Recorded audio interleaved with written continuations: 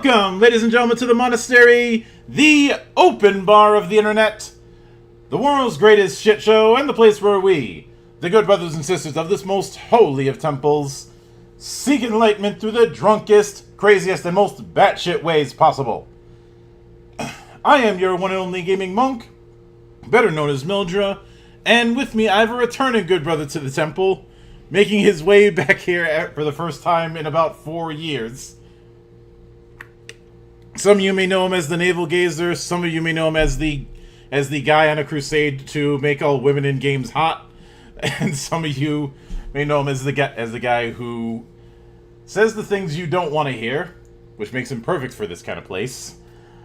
Some call him Grums, others call him Mark Kern. I just call him that one guy who kept indulging my Bane jokes all those years ago. How you doing today, man? How's it going? Good to be here at the temple. Glad to have you back. Now, I realize it has been a while. Yep. I realize that there's all manner of shitstorms going on in the video game and tabletop end of things, but I told you this in the past. I try and do things a little bit differently here because there's always alternatives, and I find that the market will always self-correct, even when things look at their worst. I just have to be patient, and my patience pays off eventually. And what correction are we looking at this time? So,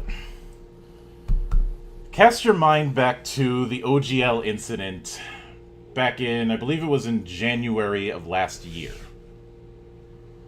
You know, Wizards of the Coast decides that they're going to make that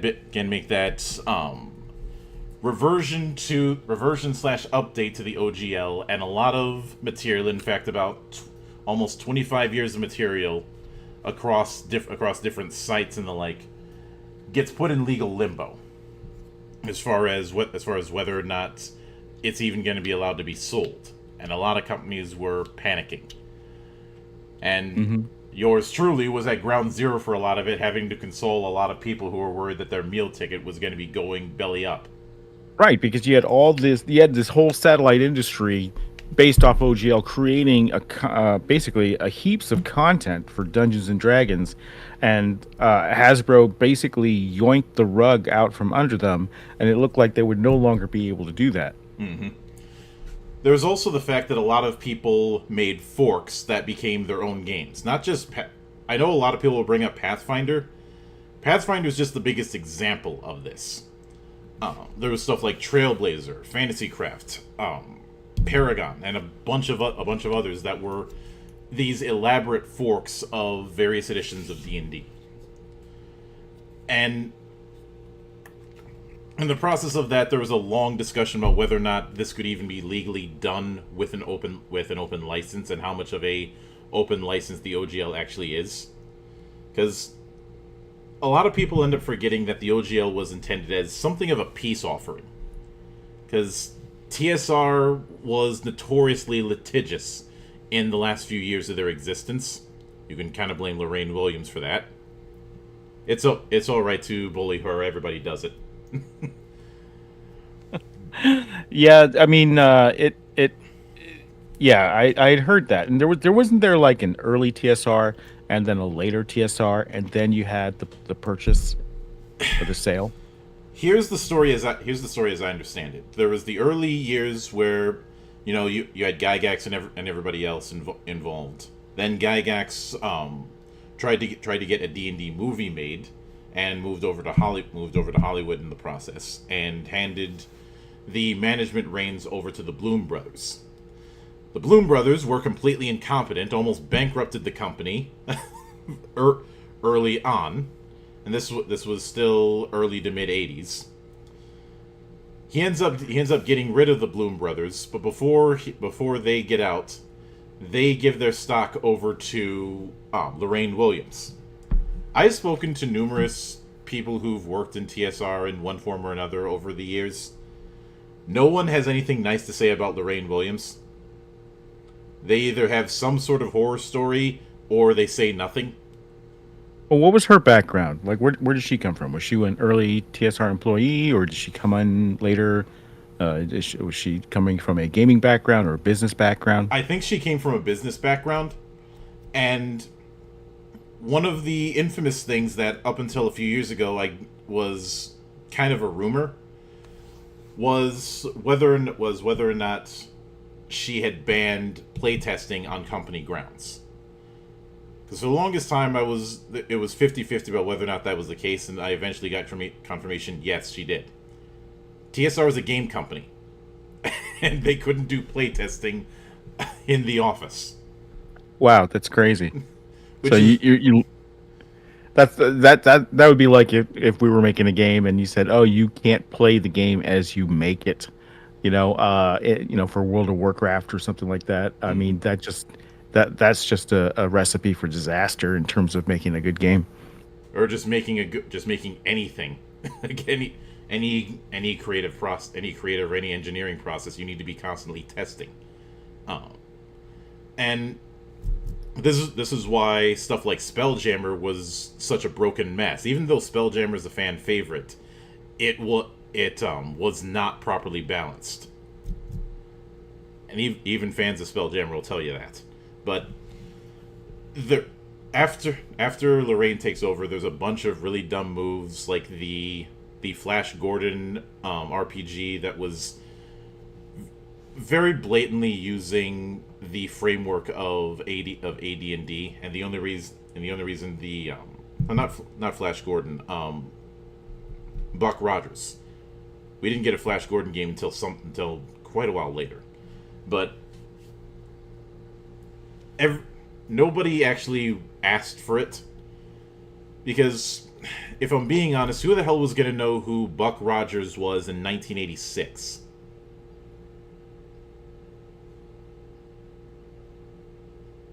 Um, well, wasn't there a TV show around that time, or was it In the earlier late 70s. in the 70s? Okay. No, I'd half joked that if it was done as a backdoor way to get a Star Frontier Second Edition, it probably would have had a better chance. I'm not going to say it would have done well, but it would have done better. But there in the tail end, there was when, especially in the dawn of the internet, there was a lot of um suit happiness going on with Lorraine and company trying to take down people making custom rules and putting them on the internet. And where this ties back to the OGL is that was meant as a peace offering to kind of say, okay, you can make your custom content, and we're going to leave you alone. Just put this thing in it, and follow a few basic rules. Because during So that latter was the strategy to just move into licensed IPs at that point? TSR was in financial trouble then, right?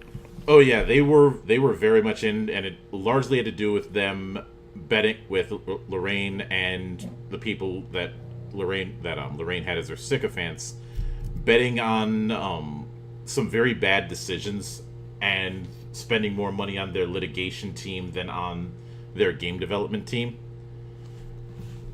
There was also the fact that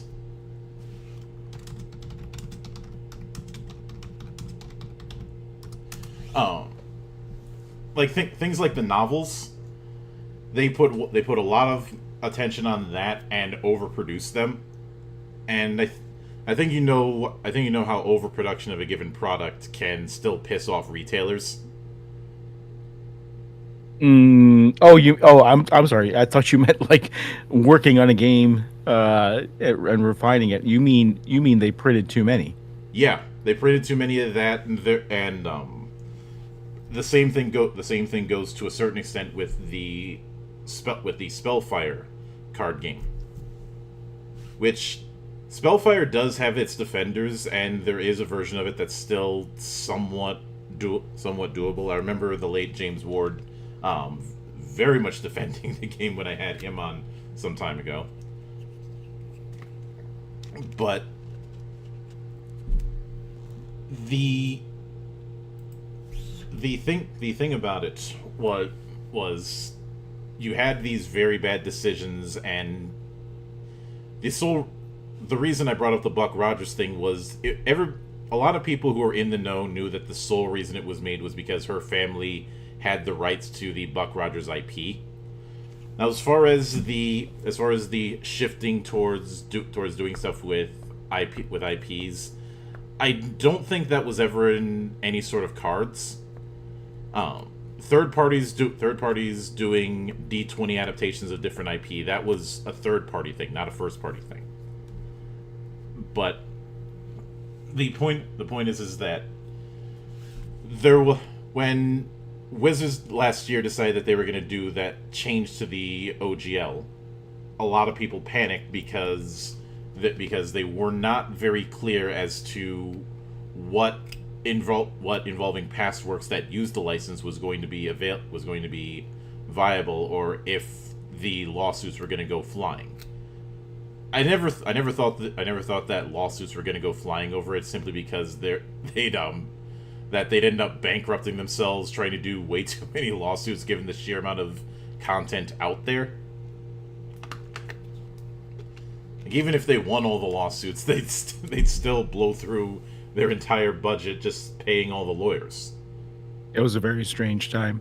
And of course, then they tried to do that revised version, which they claimed was them answering to feedback. I kind of doubt that. And that created a whole new host of problems because of that morality clause they put in that was ridiculously vague. And then after that, they threw up their hands and said, "We're doing Creative Commons." Yeah, they pulled all the way back to that, but the damage was already done by then. Yeah, and a lot of people had the mindset of, well, if it was that easy for you to fuck me, what's stopping you from fucking me twice? And, so, right. Mm-hmm. What? So you talk to a lot of people in the content space here. Where are they now? So are they going to continue to trust and produce content for them, or are they looking around for other systems? Honestly, it's a mixed bag all over the place. There are some that are using the new OGL, and fortunately, once something's in Creative Commons, there's no takebacks. Mm-hmm. And Right. while this isn't the full CC BY essay, it is relatively close. But I always suspect, I couldn't help but find it a bit coincidental, and I do remember tweeting to you about this, that the same week that happens, a couple tweets go out from one of their investors, who outright called Hasbro out on pulling this kind of stunt just a few months before the Honor Among Thieves movie, calling it a unforced error, his words, and also claiming that Wizards of the Coast was leaderless. And I'm not saying that played a factor, but I have a hard time believing it didn't. And of course, the Honor Among Thieves movie, which I have seen, and to be fair, it's not bad, but they chose the worst time to release it. It was sandwiched between John Wick Chapter 4 and Super Mario Brothers. It had no chance. Yeah. And it was the biggest bomb that month, and did worse than Shazam 2, which Shazam 2 wasn't exactly lighting the world on fire, so that should tell you something. But as I examined that whole thing and examined a bit of the things leading up to it, a bit of a, I guess a hypothesis started to crop up in my mind, because just before that you have that one woman who came in, who her only background was in Microsoft's gaming division, and that's all the detail I know as far as what she did in there. She was the one who recently resigned from her position as head of Wizards of the Coast. Yeah, I think after the movie division was sold off and the movie had failed, that was really kind of like probably the greatest financial error, and the end, of course, the OGL stuff. Mhm. So that was someone had to be sacrificed for that mistake, right? And I Though think that she reminded me of Vince McMahon during the first incarnation of the XFL, in the sense of not being able to do as the Romans do, not understanding what she got herself into. Much in the same way in that Bob Costas interview that Vince McMahon did, he clearly had no idea about football culture, and he's founding a football league. Mhm. But there was that crack about how the players are under monetized, her words. And there was also that incident where Bloomberg ended up calling out Wizard of the Coast for overproducing Magic the Gathering cards. Now it's well documented as far as why, because so many board and tabletop companies were printing money during the pandemic, and they overcompensated. But they were getting called out on this overproduction problem even before the coup, so I'm not giving them that excuse. Well, I mean, plus Hasbro, the parent company, had been suffering and is suffering from very soft toy sales. The Star Wars stuff isn't selling. None of their toy lines are selling. They're being discounted heavily and shuffled off to discount retailers. Yeah, you see them In in buckets. Ollie's, which is where your toy So line goes to die. yeah, so now you're looking at the gaming division to pull something through, and the entertainment division and the movie. I liked the movie. I actually enjoyed the movie quite a bit, and I'm sad to see that it didn't do well, and that the whole division was closed and sold off. So that didn't happen, and then they had the OGL debacle, so that was a huge black eye, and the only revenue they had coming in was Magic, and Magic had its own issues with quality control. People had an issue with cards qualities, and there's grumbling there. Although that's still very healthy, I believe Magic is still doing very well for them. It is doing all right. I'd imagine that part of part But of what's keeping part of what's keeping them afloat is both Arena and the IP adaptation stuff, basically yeah, banking on the collector market, which has always been there, and more but importantly, then not fucking up the secondary market too much. yeah, so Magic's doing okay, but book sales for D&D are soft, right? Hmm. And it's a combination of everyone's waiting for the new edition, plus the fact that they angered so many players, and then you had a bunch of cancellations for D&D Beyond, which brings in a chunk of revenue for them. So they had nothing to show investors that was going well. Hmm. And I think that put a lot of pressure on them, especially at a time of great expense. They're spending a lot of money right now developing things like Dungeons and Dragons, their VTT, their That virtual VTT tabletop. is gonna fail. And I'm calling it now. oh yeah, I think we should talk about that. But I mean, that's a huge expense. Hmm. Making anything video game related is orders of magnitude more expensive than making anything tabletop. And speaking of So video games, they had that very public failure with Dark Alliance, which got listed as one of the worst games of the year. yes, but the only thing that saved their butt and that they kept touting to investors was look at the success of Baldur's Gate 3. But that was a licensed product. They didn't develop that. Another studio developed that, and now they don't even have that because the Because studio Larian has told them to decided pound sand.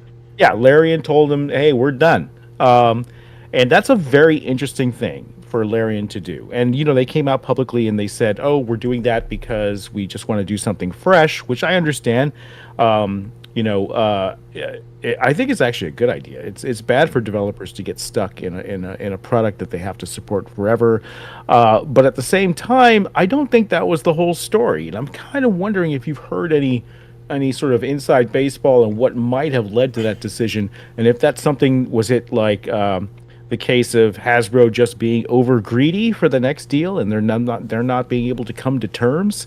Because I could see that Larian would demand a lot more of the share of the revenue come back to the negotiation table after that success, or was it the fact that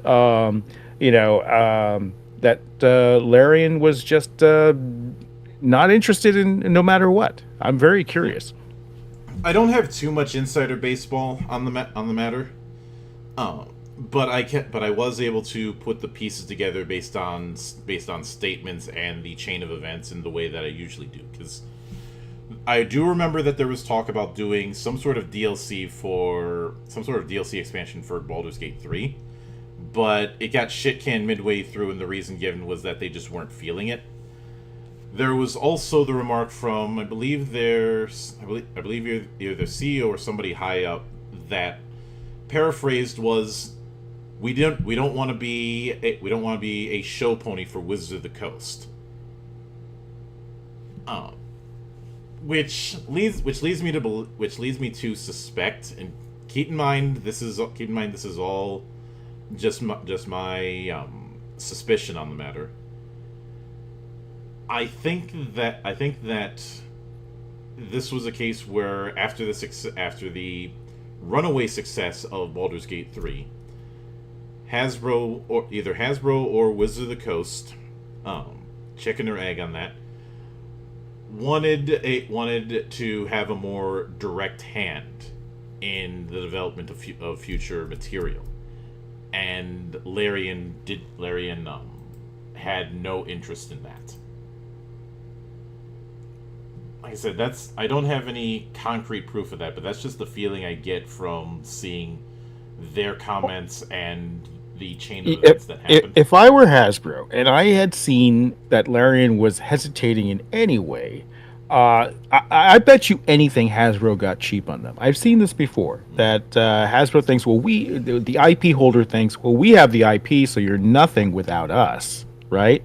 That's kind of like the attitude they come in, and they swing their big D around, and they go, yeah, we'll give you the same deal. We'll give you another 5%, 2%, maybe 2%. We'll give you another 2% on the back end. And I've seen this before. I've seen IP holders get greedy in these deals, and it never goes well for them because I think Larian recognizes that they save their butt. That they saved their butt that entire fiscal year, and that the only reason they had anything to show investors was that. So Larian probably went in with a big ask.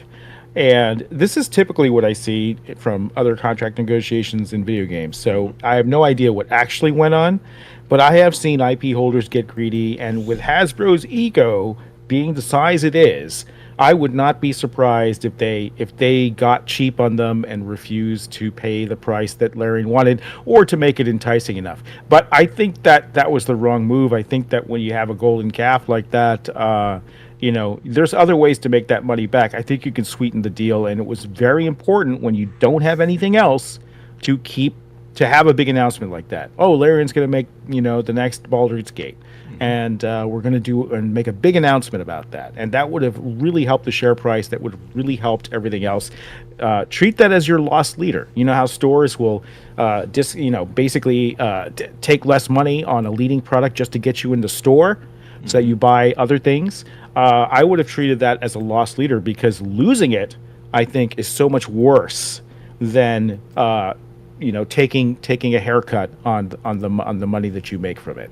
So I think that was it. I think there was some hardball negotiation. I'm sure there was, and maybe Larian is absolutely right in that they wanted to move things. But if Hasbro had come out with a really sweetheart deal, I think it would have been hard for them to turn down. So that's really interesting. But and I'm just dying to know. I'm just dying to know more about that. Mm-hmm. But what does Wizards of the Coast have to count on? All they have is, Magic is going to be there. That's a fixed thing. The toys, there's no new movie IPs coming out. Nothing that they can hang their hat on. Acolyte toys are not going to sell. They just lost a Netflix deal. They just lost a Netflix deal regarding Power Rangers. And they've been absolutely incompetent when it comes to toys for that IP. Yep. So that leaves the new books and the virtual tabletop. And the new books, what they just did was exactly what they said they were going to do. The famous line about Dungeons and Dragons is under monetized and wanting to monetize it more like a video game. Yeah. They came out with pre-orders. Yeah, I covered that when I said you just went full Ubisoft. Never go And full a Ubisoft. huge price increase. These books are $240 individually if you buy the 3 books together in print form. Oh, it's even worse. I thought it was $179 last I checked. No. The pre-order is, if you get all 3 bundles, 179. It's more. It's 240 if you buy them individually. So that's more, right? Mm-hmm. So it's like 177 or something if you get it as a digital pre-order. And then they're selling early access to a tabletop game. They're selling, right? So you get what are they going to do? Do they ship you the books early, or do you get the PDF early? Which is it? It's probably the PDF, I'm guessing. Yeah, there's been a handful of Kickstarters that, as part of the stuff you get for pledging, one of the perks is access to the beta. Basically, you're putting the money down, so you're getting the ability to do some beta testing for the game in advance in some cases. But it also seemed like they wanted to charge people separately for both physical and PDF, which I can assure you is not standard practice. Yeah. No, the PDF version is separate. So let's see. Can we pull it up here? If we go to I don't have screen share set up, so I won't be able to pull it up on my end. Okay, let's just take a look. So wizards.com, Mm-hmm. and we'll go here and we'll go to let's see. Let's go to the Dungeons and Dragons site. New core rule books 2024. The 2024 digital and physical core rulebook bundle. So you save $60, which is valued at $240. So it's $179.97. And the books are supposed to come out. Player's Handbook in September, Dungeon Master's Guide in November, Monster Manual in February. Mm-hmm. And they are taking pre-orders now. I'll tell you why they're taking pre-orders now. Look how late these books are coming out. September, November, and February. They got to book that revenue today. Well, they got to book it today. You know what else is coming out in that same month? Pathfinder's 2nd Edition's revised books. And really? So yeah. they got to compete with that, and they got to compete with, when's Critical Role's game coming out? I have no idea. Pretty soon, I bet. I do know that I got a fair bit of shit for the fact that I was somewhat positive in my impressions video on it, because I had a bunch of fucking idiots going, "Oh, it's too board gaming." And I'm like, yeah. You said that 25 years ago. Get fucked. Also, welcome, Zan. It seems that by some miracle, the hurricane did not completely kill his internet. Fuck Mother Nature. She can suck my cock. Hey, Zan, glad you didn't get whisked off by a tornado. Well, Zan, Mark, thank you very much, Mark. Zan, be nice. I mean, I don't think I could offend Mark if I tried, Monk. I'm not telling you to be nice. I'm not telling you be nice. I'm telling him. Why wouldn't I be nice? I'm fucking with you. I'm an angel. Bullshit. If you're an angel, then I'm a seraphim. Bullshit. Goes and looks at the Twitter, all the tweets on your Twitter because I follow you. Angel, right? Yep. Maybe Angel of Vengeance. But we're just talking about where is the money coming from for Hasbro and Wizards of the Coast this year, and how desperate are they for revenue that they're charging huge prices on these pre-order bundles, which is ridiculous to have a pre-order for a tabletop game. And basically, they're charging $89.97 for the digital core rulebook bundle, $240. And I think that the reason you're seeing this is that the books don't come out till right at the end of the year and even early next year, and they need to book revenue for this fiscal year. I think that they need to show the investors something. Especially I think that's why you see a big push for these pre-orders. Their rating, and I because of the fact that I'm on and off of a trade floor, I end up checking these kind of things. The rating is still sell. A lot of people are still very, very bearish on them, which, for those who don't know, is the opposite of bullish. Wow, what do the retailers think? I mean, when do the hobby stores get these books? I'd imagine the retailers aren't too happy either because they have a shitload of stuff that isn't selling. It's the same reason why so many retailers had the big two tarred and feathered in some of those meetings at like Comic-Con and the like, because they were getting shipped stuff that wasn't selling and was just shelf warming to the point where you need oven mitts to pick it up. Okay, maybe not, but I imagine something shelf warming so hard that touching it unprotected causes burns. I imagine that what would actually happen to something shelf warming that long, Monk, is Cowboy Bebop Toys in the Attic episode. Remember, folks, don't leave things in the fridge.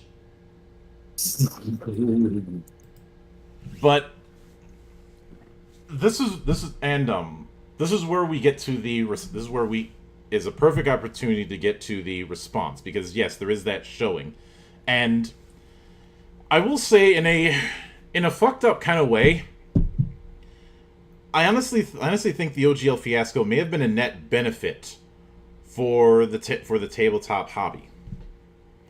Especially given how you've got a lot of people who decided to just get off the ship, and several people ended up making their own OGLs.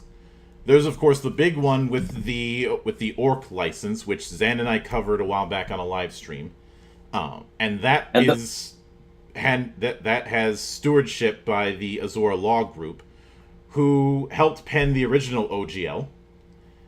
Well, and then the Azora Law Group gave the overall stewardship to the Library of Congress. That way, no one with a vested business interest could go back in and edit it. Mm-hmm.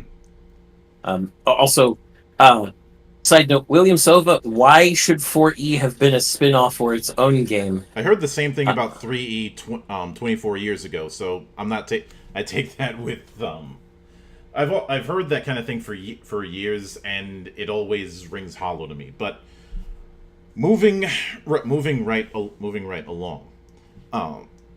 Wait, before you do, I have a question. Shoot. The what license is 6th edition going to ship under? Was there an announcement about that? They're not even calling it 6th edition. That's what people have been calling it. I've seen some people call it 5.5. Right, isn't it like D&D 1 or something like that? 1D was what it was called during its playtest, and some of the fails of that playtest, one of which I covered extensively because of how they completely screwed up not screwed up, but completely missed the point of the Warlock class. But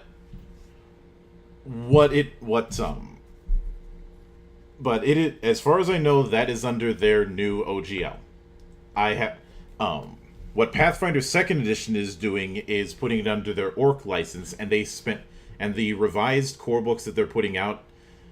One of the big things that they did is went through the whole thing and filed off or renamed everything that could be tied to, even tangentially, to the OGL. This means a lot of names, a lot of spell names, a lot of ability names, and so on got renamed. And our buddies over at Nomnivore Games made their own OGL for Emberwind. Companies like the Design Mechanism and Chaosium jumped on the Orc license bandwagon. Right. Which is why we ended up getting a new edition of both basic role-playing and, more recently, new stuff for RuneQuest under that license. And a lot of content creators have decided to use this as the kick in the ass they needed to start making their own games. Obviously, the big one that everybody's been talking about right now is DC-20. Although anyone calling DC-20 a D&D knockoff is being disingenuous, and I'd even go so far as to say this, and I've said this before, and also I see what William Silva has said. People would not have given it a fair shake even if you went with a different name. I'm just going to be flat out honest there. Because you still have people have this hate boner for anything remotely associated with the non-approved sources of inspiration for tabletop games. But the thing but but as even with the amount that DC 20 has raised, they're not the only ones. I've on this channel, I covered that.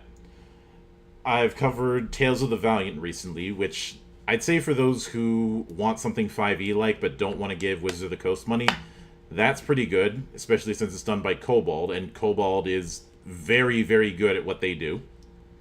The Homebrew Network put out a game called Mythcraft, which leans less into classes in the traditional sense and more into skill trees, in a manner of speaking. They're currently developing an expansion to that called Veil of Eternal Night that is very, very Castlevania. Obviously, there's stuff like MCDM, which does look promising. I'm hoping that I get the beta for that in a couple months from the report I got. And there's been plenty of others. There's been a lot of movement within the TTRPG space of people either going alternate routes or developing their own games, or you've got guys like our buddies at Lion Wing who are making a more aggressive push to put more Japanese tabletop games into English. And that includes them doing stuff like Where's Blade, which has a long history, and the Shin Megami Tensei RPG that's supposed to be hitting store shelves this winter. Now, you see, I'm still hung up on this. Like these companies are turning around and supporting other game systems. Is that because you cannot create add-on content anymore for Dungeons and Dragons 6th edition? You can. People have. There are still plenty of people who are making third-party content for D&D 5e. But it really comes down to a lack of trust. But isn't that going to be limited because there's no OGL for it? So you'd be limited to there's still the OGL that's under Creative Commons. Right, because they really okay. So, but the new rules. This is where I'm seeking clarification. Is 6e under Creative Commons now? If it's used, as far as I'm aware, I've not seen anything anything substantial that would say that the 50th anniversary books are not going to be under their OGL. If they're not, well, then Hasbro's going to have even more problems. Because even if they're not, the fact that the current material that's coming out is still using that Creative Commons OGL is just going to screw them over. Because if they insist, oh, you've got to get the new rule books, everybody else will be like, fuck you, I don't. Especially when you've got stuff like Tales of the Valiant, which I'm already seeing people do cross-compatibility with for 5e. Okay, so I just Googled it, and it looks like D&D in 2024 is going to be under. There's going to be a new system reference document, an SRD 5.2 by Wizards, and then that will be releasing. They'll be releasing the material under Creative Commons BY 4.0. So yeah, I think they learned their lesson thoroughly, right? And they're going. So everyone is free to make content supporting D&D if they want to take that risk. But you're saying that there's so many other opportunities that have arisen. It's been a renaissance, kind of an explosion of these original game systems. DC 20 seems to be leading the pack by a large amount, and to me, it came out of nowhere. I mean, I saw Orc being announced, I saw everything else, but DC 20 to me, just as a bystander to tabletop, it caught me by surprise. I didn't hear about it till maybe like 2 weeks ago. I guess when they're doing their Kickstarter, right? Or when did their Kickstarter happen? The Kickstarter, which just finished, was went live for about a month ago, but I've had an eye on DC 20 for a lot longer than that, because for months on end, they had a alpha that you could purchase, and I did. And I did a stream with Zan and our good sister Riona, covering it. Yeah, we looked at that alpha document, And- which is why I can say to Ultra American, no, DC-20 is not literally a ripoff of D&D with extra unnecessary mechanics. You're wrong. Well, when did they start this rule set? When did he start designing this? I don't know when he's apparently the story that he's Was this been like a reaction? You know, I'm really curious if they like just did a really huge hustle and put something together right after the OGL debacle, or if this has been something that's been brewing for a while. a lot of the people I've talked about regarding their various projects have had this pattern. They were working on this kind of thing passively, not really putting all hands on deck on it. Then the OGL fiasco happened, and that ended up accelerating things. Because I've told this to Zan, I've told this elsewhere. I had a feeling that something was going to happen that was going to cause a shitstorm, because the way that the third party market was going wasn't going to be sustainable. And I had this feeling, and I cannot give you an explanation why I had this feeling. And this was something I had a feeling about 3 years ago, that something was going to go down, and it was going to cause a massive shitstorm and possibly a civil war between the fan base. I didn't. Now, this is the reason why Zan and so many others call me Negrodamus, because I kind of called it. Call yourself Negrodamus too. Don't forget that. Yeah. I think the reason we all call you it is because you call yourself it, And but it's also true. Ultra American, giving off things can give off a feel and that not match reality. We did, like I said, we did a. I mentioned this to you before, Mark, but DC-20 gives me more of a vibe of what Fantasy Craft did by Crafty Games in the late 2000s. In the sense that this is very clearly developed by someone who had a litany of issues that he had with 5e, and was developing his own thing to address that. It is taking the basic core concepts, like the bare skeleton, blowing everything else up and rebuilding according to that vision. Which, given Zan and I's projects, that's something we wholeheartedly endorse. Of building around a particular goal. And to address Ultra American a little further here, gives off a feel which turns you off from wanting to try it. This is an extension of you thinking about the names behind the games rather than the games themselves. Remember that one of the mantras of the temple is games, not names. Let every game stand on its own merits. Mm-hmm. Do not make a comparison between two different games and just decide to write one off because of your comparison.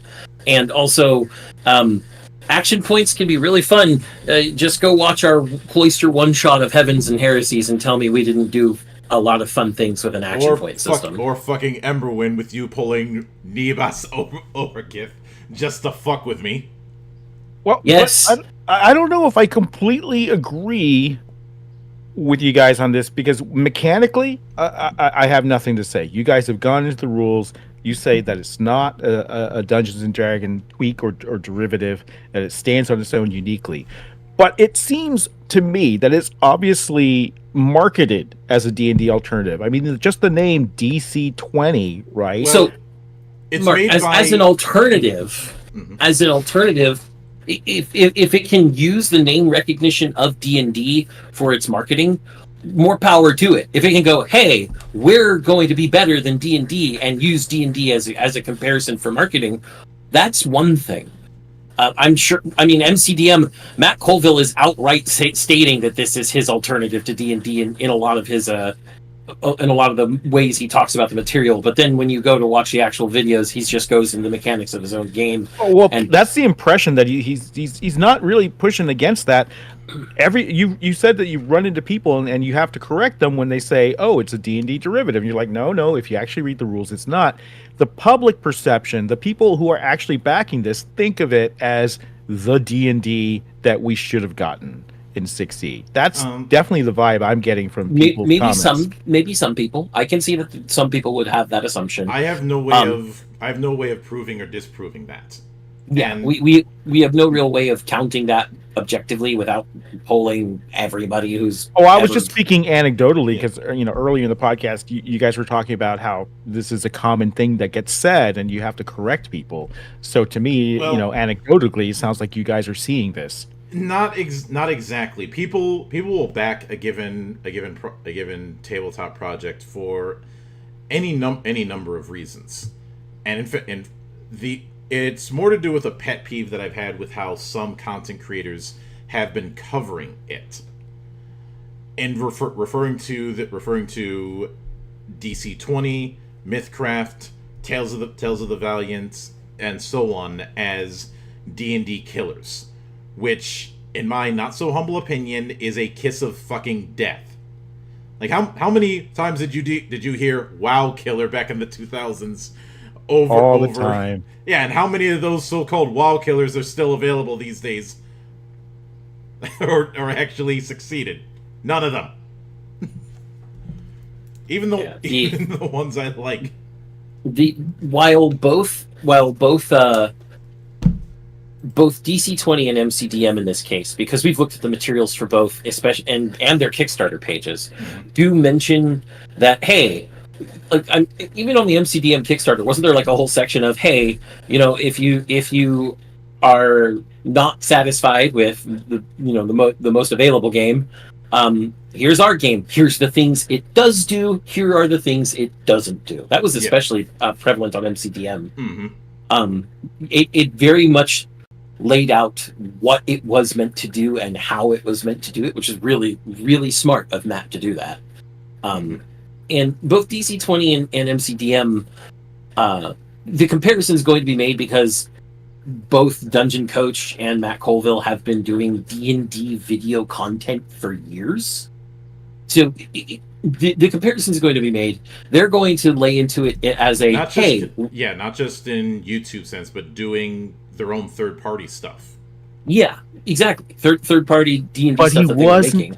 I'm looking at the stats here. He wasn't huge until now. I mean, he's had a YouTube channel and he's had a Patreon for a while now, but things didn't take off till, as of June 3rd, paid memberships on his Patreon were just 530 people, and now it's it's in the 3,000 mark. So that really one of the big selling points that he put with his Patreon once he started pushing forward with DC-20 was having these beta conversations with his patrons. I definitely think that helped. Now, as far as but Orc has been out as sample rules too. I'm asking you guys, what is it about the Dungeon Coach coming out of nowhere with this game and exploding in the course of a month, just the past month? What is it that let him? He wasn't Critical Role. He doesn't have their following. What is it that that allowed him to get that toehold in gamers' minds? Over something like what's Critical Role's offering? I know they have two. Daggerheart. The one that Daggerheart, and then which is that the one that's D20 based? No. Daggerheart is D12 based. Right. There's another one that is D20 based, right? That's coming out, and that's no. Not to my knowledge. They have two offerings, I thought. They've done two. The other thing you might be thinking of is already out, and that's Candela Obscura, which has gotten a critical drumming for being a significant disappointment. But that one you're is right. That's what I'm thinking of. Yeah. But that one is very clearly taking notes from Blades in the Dark and the Year Zero system. In fact, that was part of the problem when I did my on impressions video on it. It was a little bit too close to its inspirations, along with some other problems that I've been gaslit about a few times, namely not having any sort of stat sheet for monsters in a game that's all about dealing with the creatures that go bump in the night, and the gas lamp setting being a little bit too similar to Duskfall, the setting for Blades in the Dark, for my liking. But I didn't get that. I didn't get any of those kind of vibes from the beta that I saw of Daggerheart. It is doing a 2d12 approach where where you're using a light and a dark d12, i.e., rolling with hope or rolling with fear as an extra effect. I think a lot of people are assuming it's d20 based just because Critical Role has been using either Pathfinder or D&D since its inception.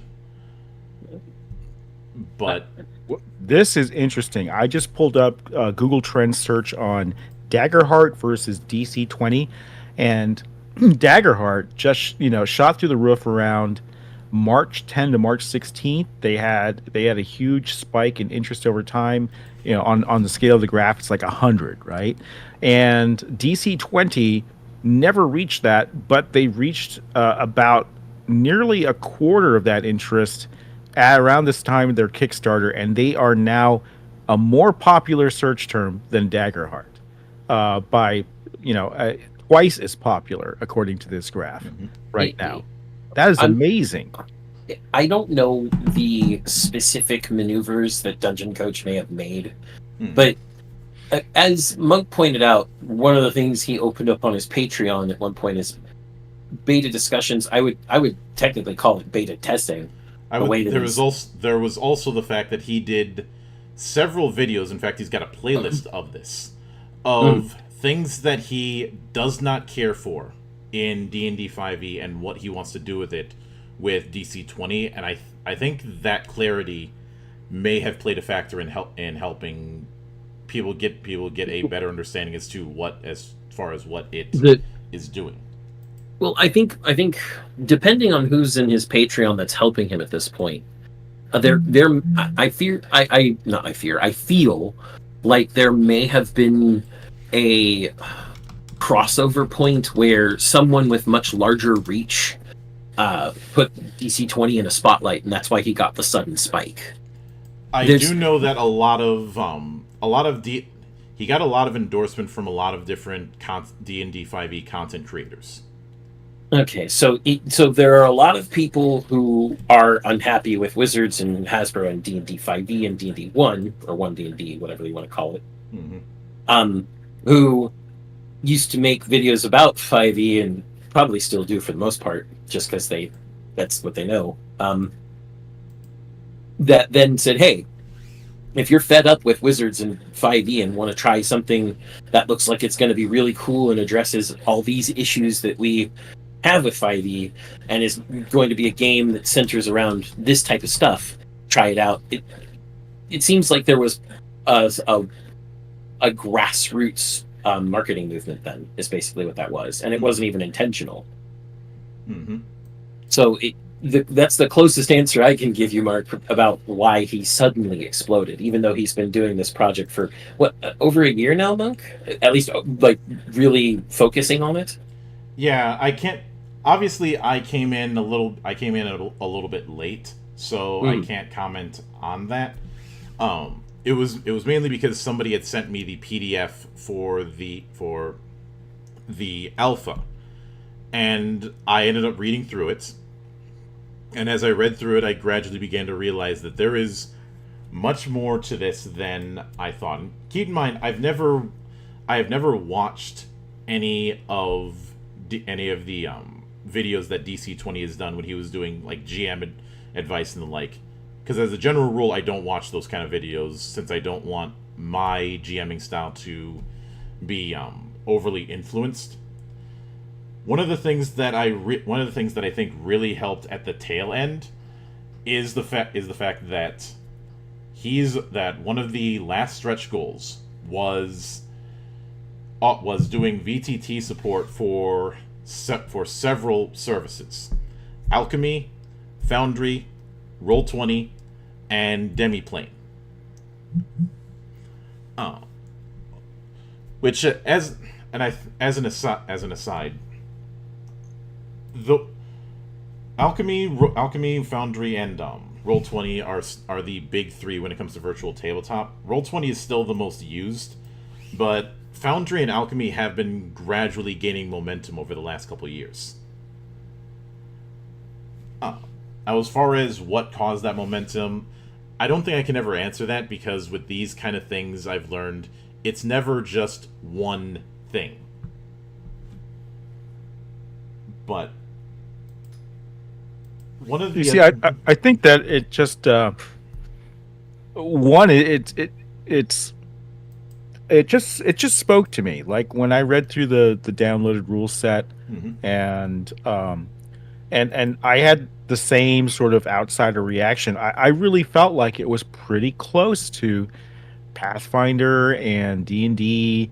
It felt familiar. It didn't feel like a foreign system, and it still had an action economy. It still had, it just, and every YouTube video I saw about it talked about it being, D&D but better. And so I think that marketing positioning really helped them a lot more than maybe the actual rules reflect, because you're right, there's a lot of differences here, right? Maybe you guys can go through some of them so I can understand it better. But what is it that makes this not D&D for you guys? What is it that stands apart for you? Well, here's an easy one. No fucking Vantian spellcasting. I hate Vancian spellcasting. I have it. I have hated it since I started when I was a little kid, and I still don't care for it. At most, I will tolerate it the way people tolerate that family member at holiday gatherings. Everybody's got one, you know who it is. Even I'm not going to name names because everyone's thinking of one. But there was the fact that a lot of things that I had as pet peeves, not just for D&D 5e but D&D in general, were strongly addressed here. The fact that, like, for instance, multi-classing is made far more viable. The fact that marshals actually have something to do, which is something I will always appreciate, and something that the Ivory Tower retirement home, as we call it, ends up reeing every time it happens. Even in beta tests, I've seen them re. There's the fact that it is cutting a lot of excess fat, because it's one of the big things that somebody's going to notice is the fact that it's only using 4 ability scores instead of 6. Right. There is also the fact that a lot of mechanics utilize what's known as the prime attribute. The prime attribute is essentially the highest attribute that you have. There's no score; it's just a straight modifier, like what True 20 was doing. And that takes the most imagination too, because they give the example that the barbarian could use intelligence as their prime modifier, and so your attack rolls can benefit from your intelligence modifier. So that requires a little more role playing, because you have to be the intelligent barbarian fighter, and I think that gets people's wheels turning. Right? It's like, well, how do I do that, and how do I pull that off? But it seems like it really lets you color your class outside of the lines in a way that's very appealing to people, because they can create something different. Mm-hmm. There is one of the problems I had with 5e, because this was a case of missing the point, was how they handled feats. I've been very vocal about this, about the fact that having feats as an alternative to ASI misses the point of why feats were introduced all the way back in 3rd. They were introduced as a form of personalization of one's character. And by shifting it off to ASI, it kind of misunderstands the point. And yes, I will not argue against anyone who says that the amount of feats that happened in 3.0 and 3.5 was excessive. I'm not arguing against that. However, that pendulum swings both ways. because, and I think it's no coincidence that you see so many classes in 5e have feats in all but name. A big example of this would be the invocations for warlocks. Those are feats, and I will hear no argument otherwise. Fancy and magic only makes sense within the Dying Earth universe, for one, and maybe Rincewind, but that's a different story. And is not fun as a gameplay model. That's the reason we hate fancy and magic. It is not fun to play magic that way. There are several ways, and I know some people romanticize about how it makes magic feel magical, which I have no time for that for empty romanticism. I've made that clear. But it has, for me, it has more to do with the fact that the style of magic that's in the Dying Earth books does not match the style of magic that is in D&D. And in any incarnation. Like when magic is somewhat commonplace in most settings, it's not something that really fits, along with the fact that it's an artifact of the chainmail era, when magic was basically artillery. And last but not least, when you have a limited resource, there's the temptation for playing defensive with it or playing conservative with it. This is where you get the 99 megalixirs problem, or the rainy day paradox, as it's also called. Yep. The too good to use club, as H.C. Bailey calls it. You know, I can't use one of my 99 megalixirs. What if I need it for later? He says as he's fighting Lavos' final form, for instance. Fighting the uber ultra secret boss that you can only get to after beating the game. But the thing is that the reason why I compared it to Fantasy Craft is it's very much operating on the same principle, even if the games themselves aren't compatible. It is taking the D20 system, blowing it up to its barest skeleton, and rebuilding according to a specific vision that is emphasizing player choice. I guess is one way I could put it. Now, I just looked. It's not coming out till October 2025, and Daggerheart's not coming out until 2025. Mm-hmm. So, 1D&D 6th edition D&D is coming out end of this year, early next year.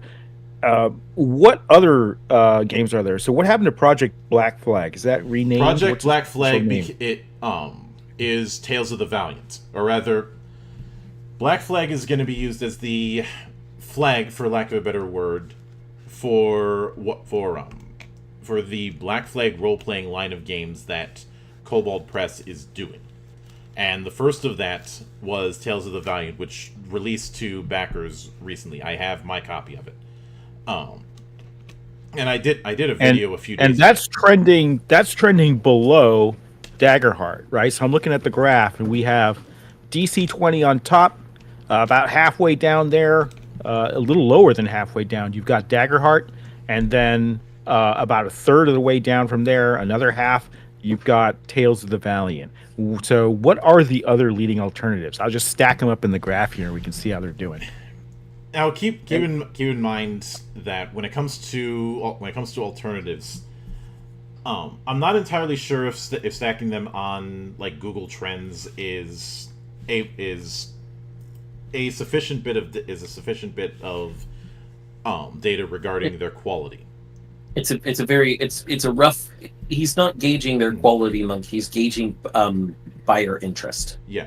I'm gauging like what's igniting gamers. Imagine gamers are looking around for an alternative, right? Yeah. And we're talking about in the fallout of OGL, what came out and what's capturing. Also, is how do you spell that? MCDM. That's literally just it. Those four letters. Wow. Mike, okay. Charlie, Delta, Mike. Yep. All right, MCDM. MCDM's trending stronger than Tales of the Valiant, but below Daggerheart. Mm-hmm. So that's another obvious case. So we got the big four here, and then you said that there's what else is coming out? I already mentioned Pathfinder 2nd Edition. And while Pathfinder 2nd Edition has obviously been out for years now, the relevant part here is the revised version that is going to be coming out this fall. Or what about 13th Age Second Edition? Huh? Yep, that's another one, and 13th Age is fucking great. And, all right, so this is interesting. Mm-hmm. Pathfinder is the elephant in the room. It just crushes all the other ones in terms of search term interest. Mm-hmm. That's due to the fact that Pathfinder became popular as the primary competitor to D&D when it splintered off from 3.5 all those years ago. Paizo has done excellently in at least marketing it, if not always supporting it. Sometimes the third-party supporters made some really, really cool stuff. Well, that's par for the course when it comes to this sort of thing. The real party is in the third party. Moonscarred though. Moonscarred. Yeah. I just sent you guys the current graph in Discord. Yeah. And I haven't dared try D&D yet, so maybe I'll drop what's the lowest one? MCDM or Tales of the Valiant. Tales of the Valiant looks like the lowest on this chart so far. Yeah. So let me drop that, and we will add. Now what? Just put 5e. 5e is 5e. Is usually what people are searching. That or D&D 5e, but 5e is usually the shorthand. Yeah. Okay, it's not even close because you put 5e in, and it crushes everything else as much as Pathfinder crushed everything below it. Yeah, so, and that's not surprising. There's a reason that before we started calling it the world's most litigious role-playing game, we called it the world's most ubiquitous role-playing game. Dungeons and Dragons has been a cultural center point in at least North American tabletop gaming for nigh on 45-50 years, and overcoming that sort of name recognition is, when it's that entrenched, is not a matter of who's searching for it most. It's how do we appeal to the people who are fed up with it. And I think we've seen plenty of times that just because a lot of people are talking about it on social media doesn't mean it's actually selling. That too. I mean, a lot of people are talking about the Acolyte, but who's buying Acolyte toys lately? And exactly. As much as I hate to bring him up again, Pundit did have one good point.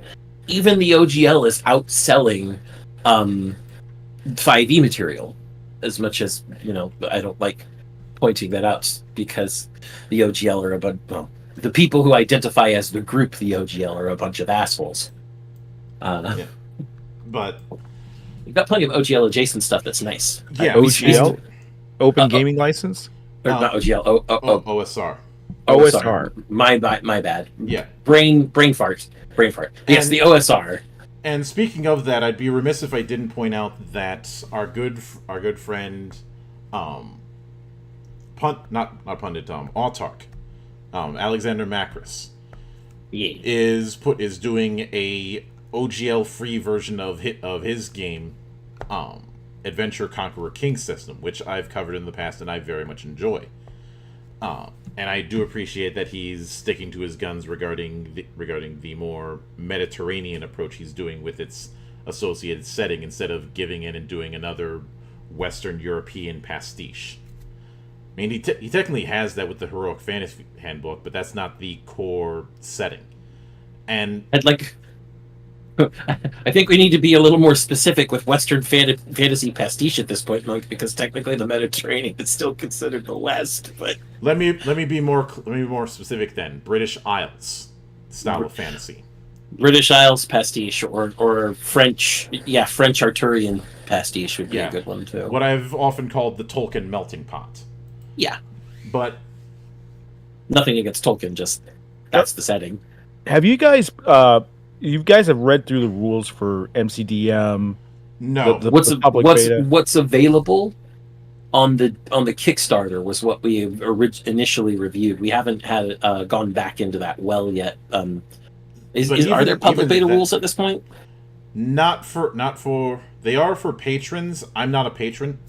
They will be available at the end of August / early September, and around that time I'll probably be doing a revisitation of it. But there have been several like splash page previews that we covered when we talked about just what we saw in the backer kit, and there are a few things that are significant notes.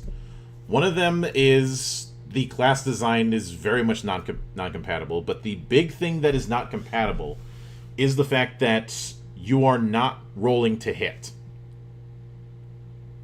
in its core mechanic. And I believe it's going for a 3d6 approach instead of... In which D20. system you're not rolling to hit? MCDM. Mm-hmm. MCDM? Okay. And in fact, I remember calling out Ben Riggs because he tried to claim... He tried to claim a bunch of shit in that Golden Age thread he did a while back, but when he talked about how instead of rolling a d20, you're rolling 3d6, and I'm like, you forgot the whole you're not rolling. He insinuated that you're still rolling to hit when you're not. Like I've covered that. But it's 2d6 monthly. All right. Did MCDM do a Kickstarter? Yeah, it's a backer kit. I have the link right in front of me right now. Yeah, and they crushed it. It's like 4 million plus on backer kit. Yeah. And versus DC20, which is at a little over 2 mil, right? Mm-hmm. I believe this has also been out longer than DC20s. So backer kit counts all the time, not just the initial 30-day Kickstarter, right? Yeah, especially since some Kickstarters have opened up the option for late pledges, but BackerKit has been doing that more for longer. Yeah, and I don't know how many people realize this, but you make as much as your Kickstarter on your subsequent sales on BackerKit or however or direct pledges on your website after a successful Kickstarter. Mm-hmm. So if a Kickstarter does 2 mil, you can expect that the aftermarket will be another 2 mil there. So if we count that, then DC20 might be neck and neck with MCDM, right? In terms of dollar purchases, right? Even though they're trending less on search, it's probably because for whatever reason DC20 is being picked up more by YouTube and everything else. Dollar for dollar, it looks like they're pretty competitive with each other. Yeah, and again, I've got to say Matt Colville was very ingenious as the second and third section of the backer kit. The first section is, hey, this is our original game of but we've brought all these other things before, and then the next two things are what the game is and what the game isn't. Mm-hmm. And that's just that is genius. Because it lets you know exactly what they're trying to do and what they aren't trying to do. Mm-hmm. So you'll know, reading this, at least you'll have a vertical slice of, hey, maybe I'd be interested in this game because of all these things it's doing. And the things it's not focusing on, it's not focusing on. Mm-hmm. So they had a section literally says what we're not? What this game is, what this game is not. Mm-hmm. And what are they not? I'm curious. I'll read it out.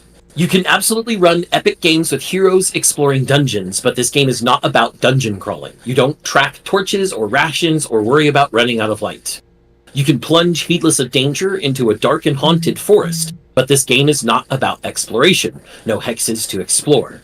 By focusing on the core fantasy of epic heroes fighting monsters and tyranny, we think we can deliver a better experience for your friends and your table. The entire point of the game is very, very kind of pulp action fantasy movie is almost what it feels like. Mm-hmm. Like your whole thing is there's no map? I don't get it. No, there's a grid for combat. They have because it has what it's getting very high tactical play. Yeah. But what it's saying is this isn't like a hex crawl where you explore the hexes and and come upon different encounters, different traps, different treasure, etc., etc.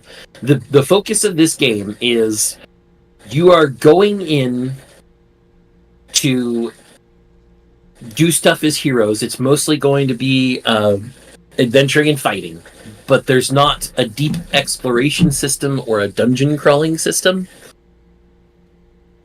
In the sense of micromanaging resources, it is more concerned with presenting a fantasy epic than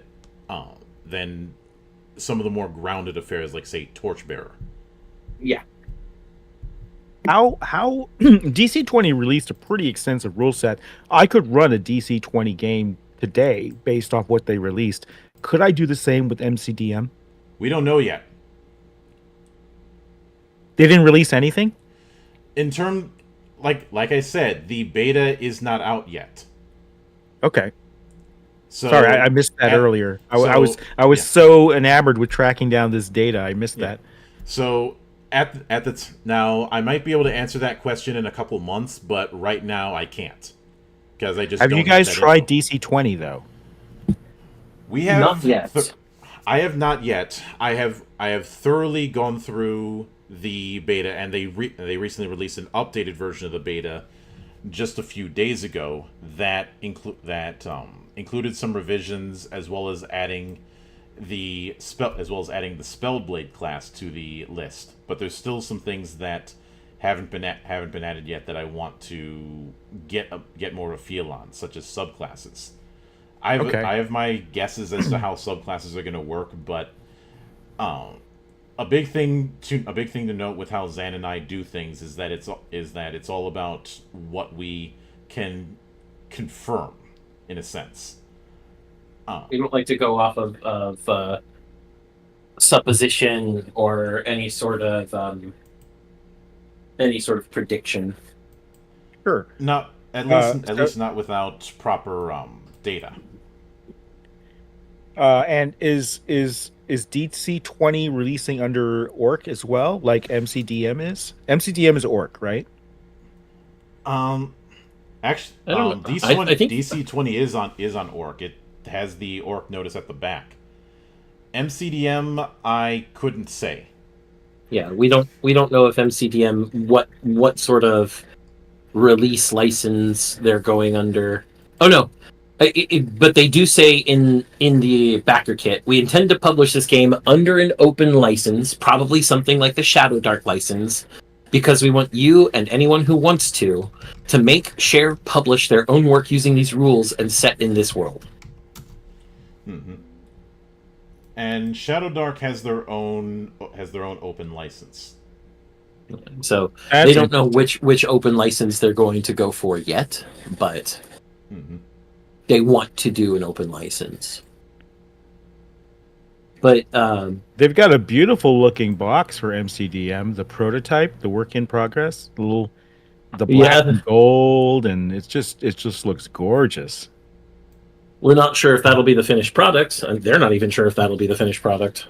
I think that makes a difference in backers' minds. Like, for whatever reason, if you come out with something like in board gaming Kickstarters, right? If there's something physical there and it's got a pretty box, pretty, accessories, things like this, I think that feels tangible to people, and they feel like they're buying something more than just a book, right? I actually think that has a huge psychological impact on backers. Mm-hmm. Now, as far as the I did double check. Shadow Dark's third-party license is pretty standard when it comes to these sort of licenses. And if I'm being honest, a lot of the people who are making their own licenses are using the original OGL as their template because, well, if it ain't broke, don't fix it. And because of what Wizards of the Coast did with the original OGL, as the rules lawyer pointed out, it's created kind of a poison pill effect that has created a degree of distrust regarding open licenses. So everybody has to work twice as hard to send the message, no, we're not like that shit. That's why I say the orc license had to go through a bunch of extra legalese and putting a version of it in the Library of Congress as a show of we are not going to pull what Wizard of the Coast pulled. We cannot pull it now or in the future. Yeah, by making the steward the Library of Congress, none of the vested businesses can touch it, essentially. So I have a general question for tabletop. Why do we have to wait so long for these games? I mean, it's like it seems to be these Can we games are answer him shipping from our end of own the year. experience? Yeah, What's that? we made a game too, and it took us 3.5 years to design it, and we're in the final editing processes now. And in some cases, even after that, developers will wait to release the book after doing extensive playtesting. We're not doing that. We're just going to release the book, and everybody can play test it as they want, and let us know if they find anything busted. So I mean, is it like so? What's the time sink? What are the greatest Research. research on in terms of what? well, I think this is where we need to give a bit of context, Zan, regarding yeah. our project. Our project specifically is a Final Fantasy fan TTRPG, and made to not emulate a single Final Fantasy game, but to emulate the feel of Final Fantasy as a franchise and mythos. And use that as With a a- sandbox. Yep. With a high level of customization and player choice included, and a structured gameplay loop that people can rely on to create structured adventures.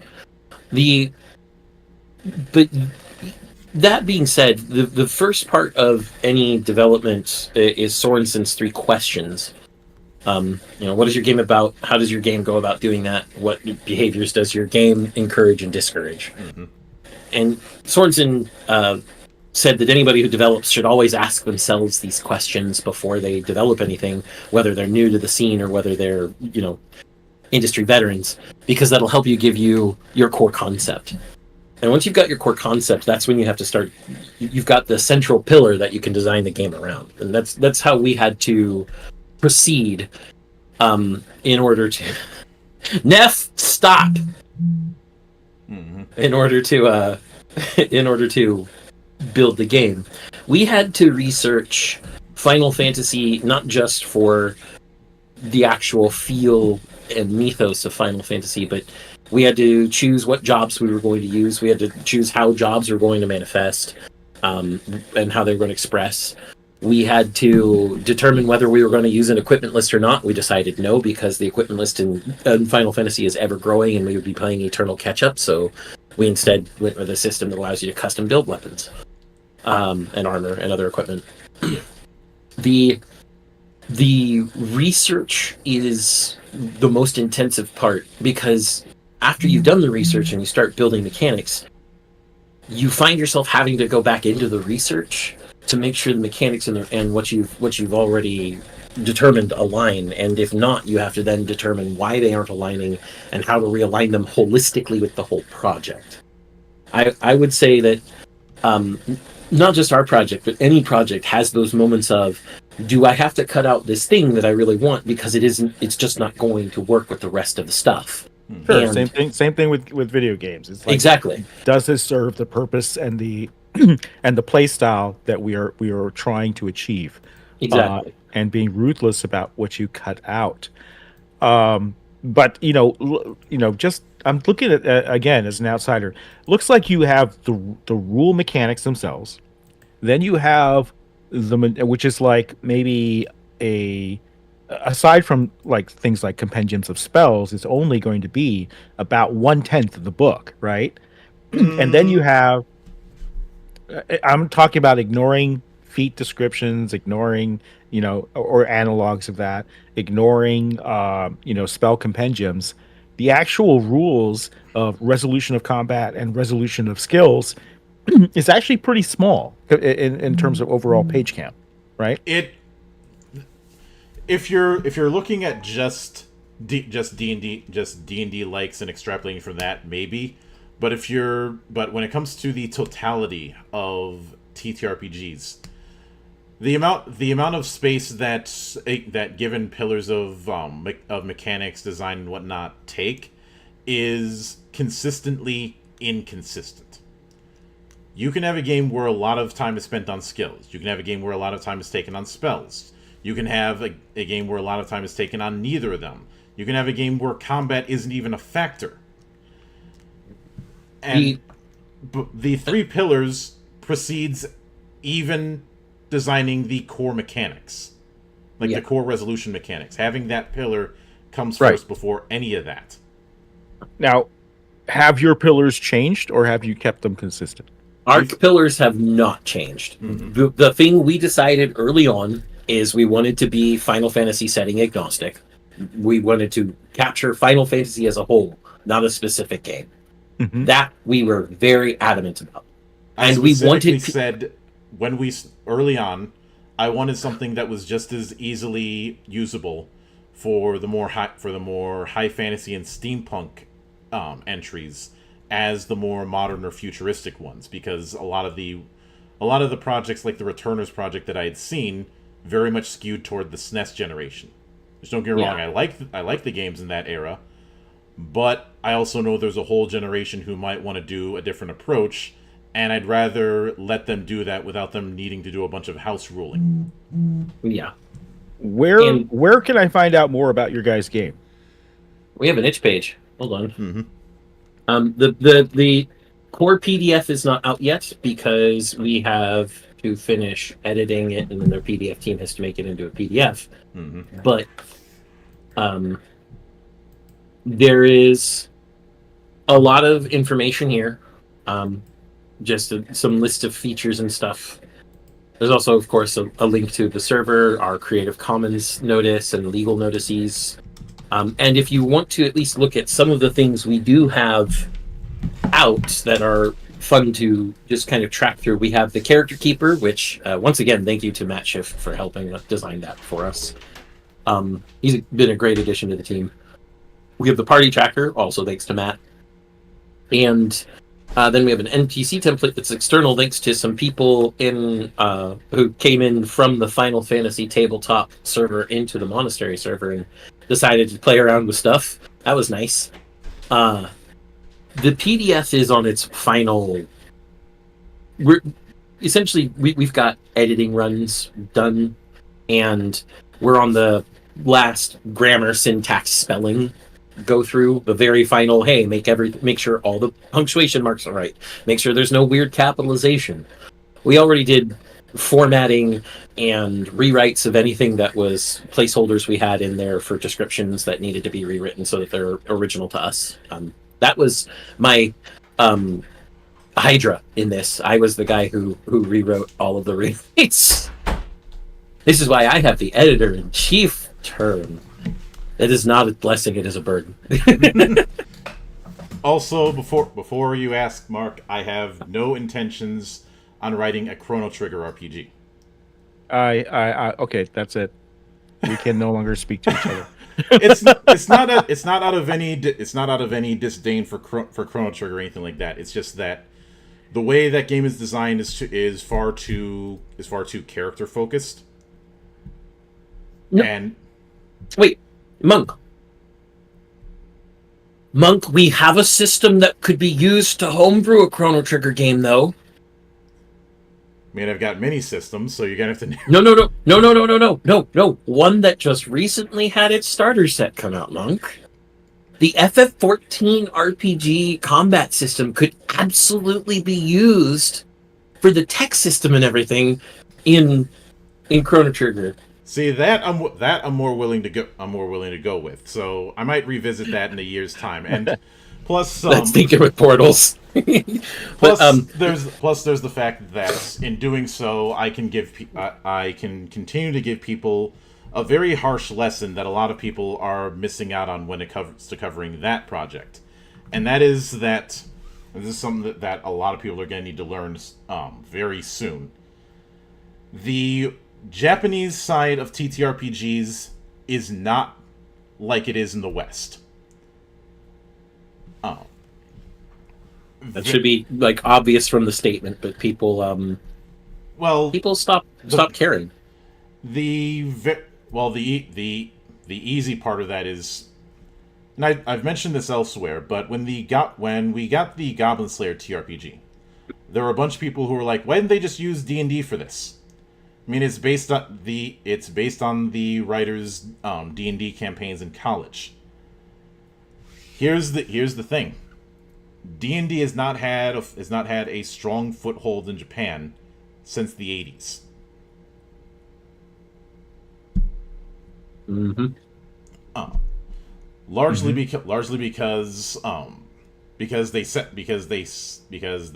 they screwed around for too long, and other games came in and stole their thunder. Like,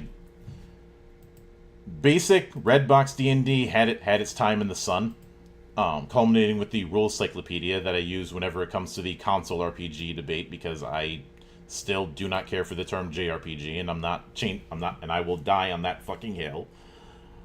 But, we both will, Monk, and it'll be like Reach. They'll have to fucking kill us to kill us. Yeah, but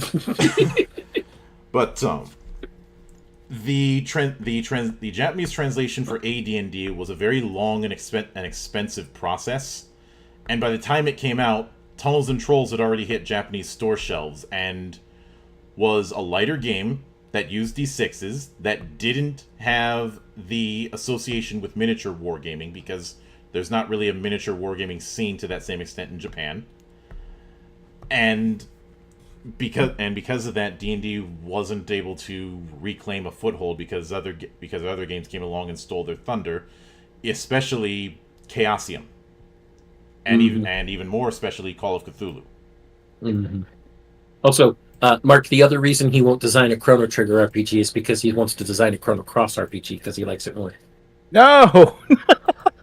I'm not gonna say like it. I only say like it more just because I like pissing off grogs.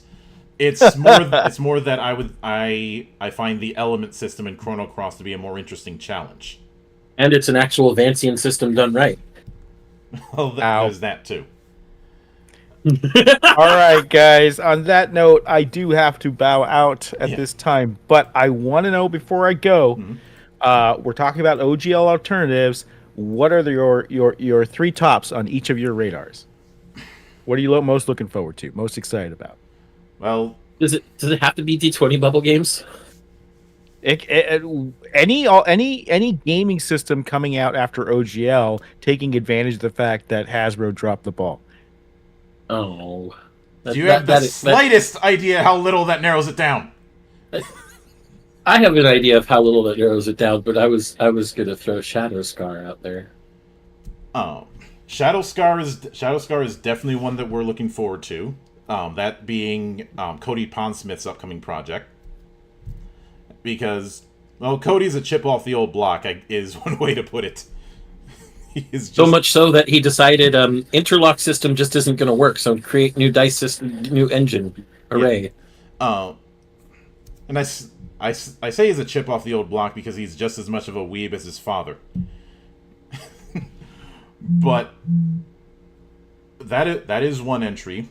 I'd say another one that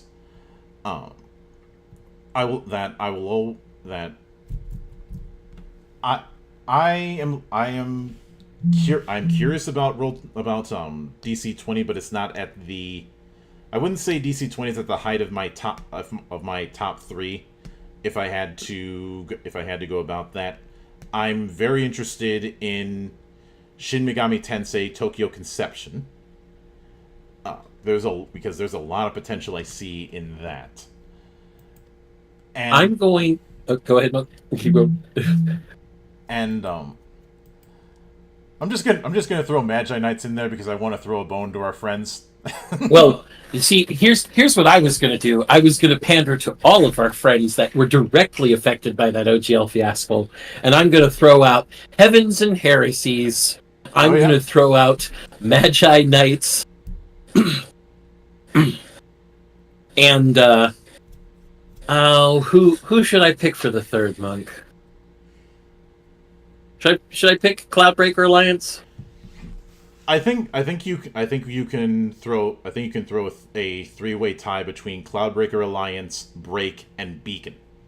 Yeah.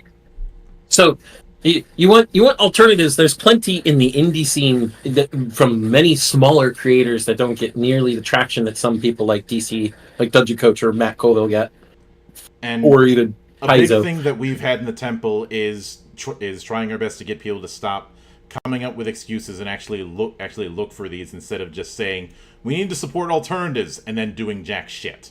That's been my biggest pet peeve. You can say you want to be that we need to highlight alternatives all you want, but unless you're actually doing it, it means jack fucking shit to me. Well, as someone who doesn't play a lot of niche tabletop, I pretty much stick to the major brands. I think for me, it would have to be the ones that I would try. I don't know if I would switch. I'm doing a Pathfinder 2e campaign right now. The ones I would try would be probably DC-20 as well as Daggerheart. I'm just really curious about, does Matt Mercer's following translate into an interesting game? Mercer's not all that involved in it. The person who's really involved in it is Travis Willingham. Okay. Oh. Yeah, I'd also be. But as far as brand recognition goes, being outside of tabletop, I'd be like, well, those are the two I've heard about, and those are the two I'm probably going to try. I will end on this. One of the mantras that we have in the temple is games, not names. I mentioned it earlier. Mm-hmm. Yep. And that is. I originally devised it because I was seeing people lament that we weren't getting another Castlevania when we're drowning in Metroidvanias these days. Which as far as I'm concerned is a good problem to have. And it's more about do you want something that do you value the experience, or do you value just the name? Because if you value just the name, you can just sit there and lament, or you can do something about it. And because of that, we have that policy of letting games stand on their own merit. And I've never, the whole hobby is, as far as I'm concerned, is niche. But right. That just means an opportunity to learn more about things. The last thing I'm going to throw out at the end of all this is, when do I get to play giant robots, Mark? Where's Ember? Oh, we are working on something right now. I know. New website's coming out pretty soon, and we are working on a new build to drop to backers. We've taken down backer packs. You can't sign up for that right now. You can sign up for the newsletter for free. That does get you a free skin when the game comes out.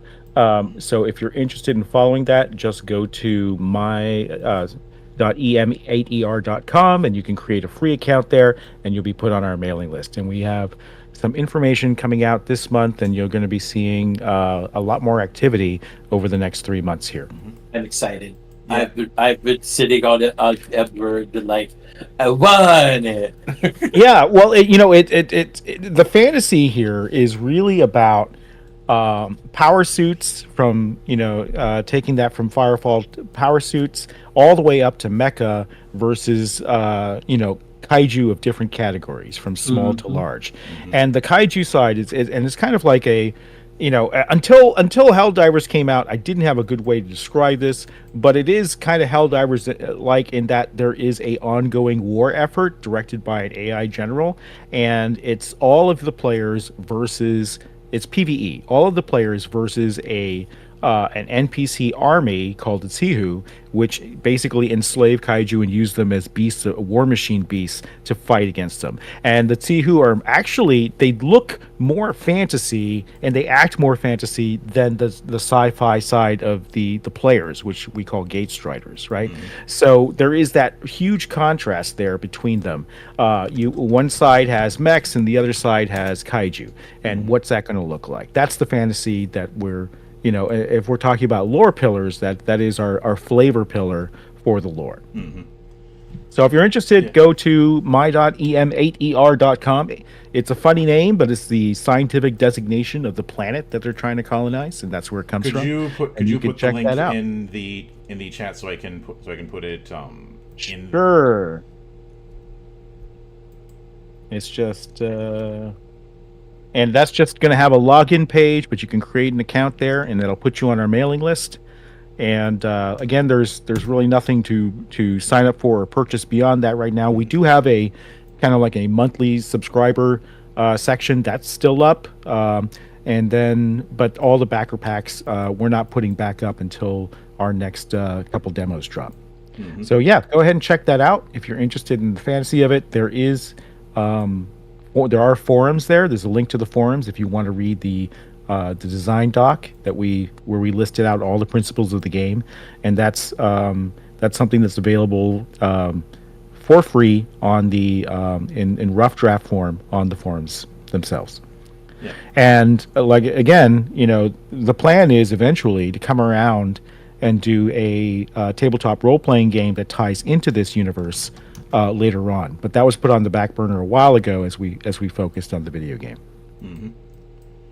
Yeah. All right, guys. Thanks for having me. That was fantastic. Thank you for coming on, and thanks to everyone who took the time out of their schedule to come all the way to the temple and enjoy the madness. And there will be plenty more where that came from, as there always is here, on the open bar of the internet. But until then, on behalf of the good brothers present and not present, my name is Mildra. I am your gaming monk. Stay fucking frosty, everybody.